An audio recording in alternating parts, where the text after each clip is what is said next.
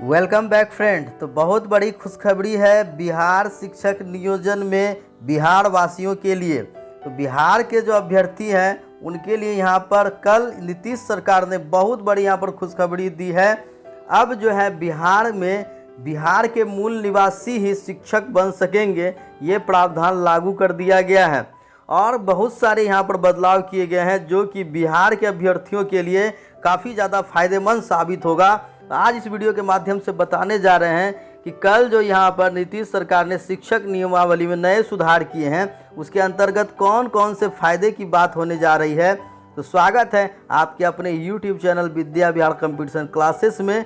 और अगर अभी तक आपने हमारे इस चैनल को सब्सक्राइब नहीं किया है तो इस चैनल को ज़रूर सब्सक्राइब कर लीजिए ताकि ऐसे खबरों की नोटिफिकेशन आपको समय से मिल सके। तो यहाँ देखिए, जो आपके कल यानी आपके 22 अगस्त को ये घोषणा की है नीतीश सरकार ने कि अब जो आपके प्रारंभिक शिक्षक नियोजन में अभ्यर्थियों को बिहार का मूल निवासी होना अनिवार्य कर दिया गया है, यानी mandatory for the candidate to be a native of Bihar.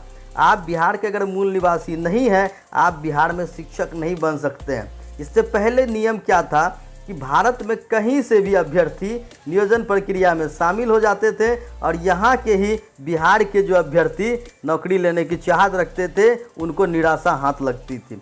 अब ये पूरी तरह से ख़त्म कर दिया गया है और साथ ही जो कक्षा 1 से 5 तक और 6 से 8 तक की जो मेरिट लिस्ट बनने की प्रक्रिया थी उसमें बहुत बड़ा बदलाव कर दिया गया है।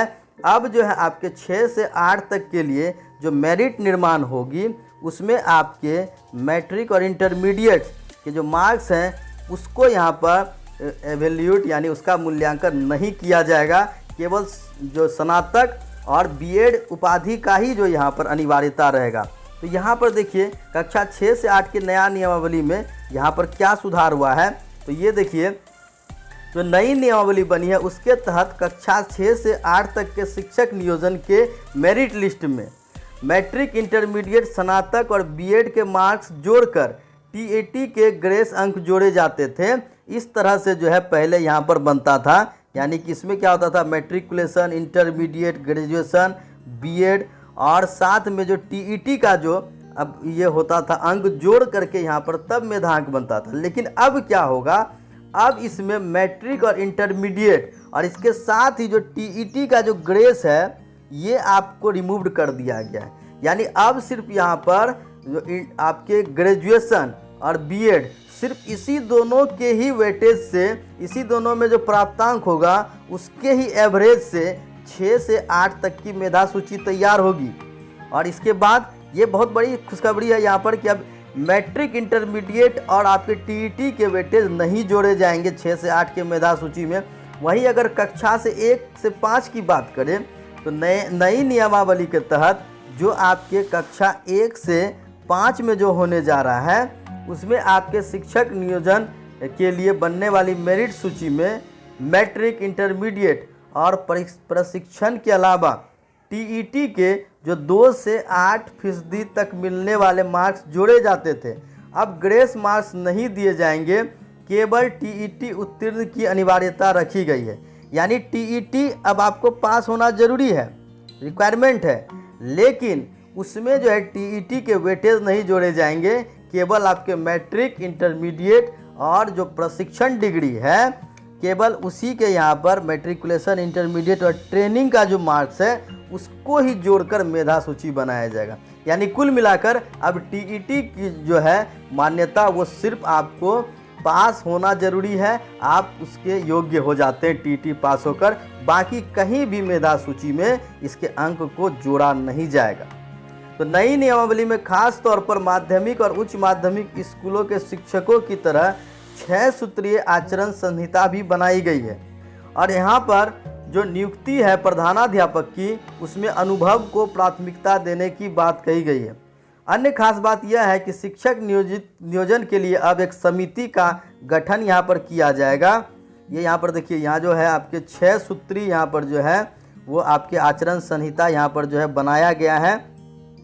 और इसमें देख लीजिए अब क्या है कि जो यहाँ पर भूतपूर्व सैनिक की विधवा को मेधा अंक में 10 अंक का अतिरिक्त वेटेज दिया जाएगा और प्राप्तांकों की गणना अतिरिक्त ऐच्छिक विषय के अंकों को छोड़कर की जाएगी।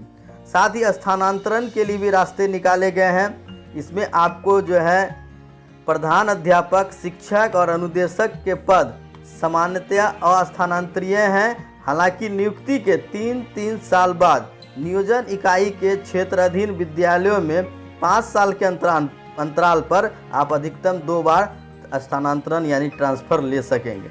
और अब देखिए, महिलाओं को जो है प्रत्येक माह में 2 दिनों का विशेष मातृत्व अवकाश का लाभ पहले 2 संतानों के लिए ही मिलेगा। यानी कि अब जो है अब तीसरे संतान पे ये लाभ नहीं ले सकेंगे। और पुरुष को भी 15 दिनों का पितृत्व अवकाश यहाँ पर ये मिलेगा। तो ये बहुत बड़ी यहाँ पर बदलाव हुई है। यहाँ पर जो है अब मध्य विद्यालयों में प्रमोशन और आधे सीधी नियुक्ति से आएंगे, नियोजन अब नहीं होगा। और जो विद्यालय के प्रधानाध्यापक के पद हैं वो आपके प्रोन्नति यानी कि प्रमोशन से भरे जाएंगे। तो इस प्रकार यहाँ पर बहुत बड़ा बदलाव हुआ है। ये सबसे बड़ी बात है सभी बिहार शिक्षक नियोजन अभ्यर्थियों के लिए। तो आज के इस खबर में यहाँ पर इतना। कैसी लगी यह न्यूज़? अगर पसंद आए तो लाइक और शेयर ज़रूर कीजिएगा। और ऐसी खास खबरों के लिए हमारे चैनल को सब्सक्राइब करना ना भूलें। जैसे ही कोई अच्छी खबर आती है हम ज़रूर आपके बीच लेकर आएंगे। तब तक के लिए गुड बाय। जय हिंद, जय भारत।